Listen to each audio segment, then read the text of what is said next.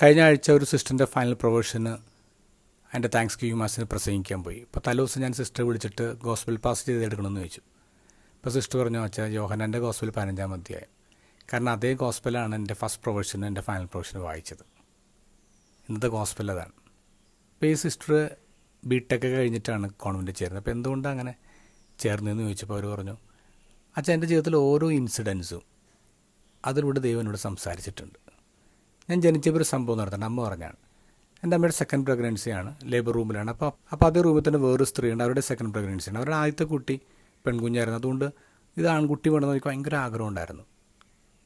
അപ്പോൾ എൻ്റെ അമ്മയ്ക്ക് അതുപോലെ തന്നെ ആദ്യത്തെ പെൺകുട്ടിയാണ്. അപ്പോൾ അമ്മയ്ക്ക് ആഗ്രഹമുണ്ട് ആൺകുട്ടി വേണമെന്ന്. അപ്പോൾ ഇവർ തമ്മിലത് സംസാരിക്കുന്നുണ്ട്. ആദ്യം പ്രസവിച്ചത് മറ്റേ സ്ത്രീയാണ്, അത് പെൺകുഞ്ഞായിരുന്നു. അവർക്ക് ആ ന്യൂസ് എടുക്കാൻ പറ്റിയില്ല, അറ്റാക്ക് വന്നിട്ട് അവർ മരിക്കുകയാണ്. അപ്പോൾ എൻ്റെ അമ്മ എന്നെ പ്രസവിച്ച് കഴിഞ്ഞപ്പോൾ നേഴ്സുമാരാരും എൻ്റെ ജെൻഡർ വെളിപ്പെടുത്തിയില്ല. കുറേ അധികം നേരം കഴിഞ്ഞിട്ടാണ് പറയുന്നത്. അപ്പോൾ അവിടെ ഉണ്ടായിരുന്നൊരു സിസ്റ്ററുണ്ട്, നേഴ്സുണ്ട്. അവർ എന്നെ കയ്യിലെടുത്തിട്ട് പറഞ്ഞ് എങ്ങനെയാണ്, ഇത് ദൈവത്തിൻ്റെ കുഞ്ഞാണ്.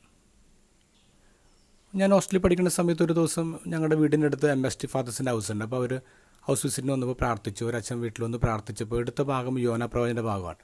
അത് കഴിഞ്ഞപ്പോൾ അച്ഛൻ പറഞ്ഞു, ഈ വീട്ടിലൊരു യോന ഉണ്ടെന്ന് പറഞ്ഞു. അപ്പോൾ അമ്മ എന്നെ വിളിച്ച് പറഞ്ഞു. അപ്പോൾ എനിക്ക് തോന്നി ഞാൻ തന്നെയാണ് വീട്ടിലെ യോന. ദൈവം നിയോഗിച്ചെടുത്ത് ഞാൻ പോയിട്ടില്ലല്ലോ.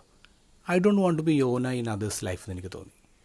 അങ്ങനെയാണ് ഞാൻ കോഴിക്കോട് ധ്യാനത്തിന് പോകുന്നത്. അപ്പോൾ ഞാൻ അവിടെ ദൈവത്തോട് പറഞ്ഞു, ദൈവം എനിക്ക് കൺവിൻസിങ് ആയിട്ടുള്ളൊരു ഭാഗം എന്താ.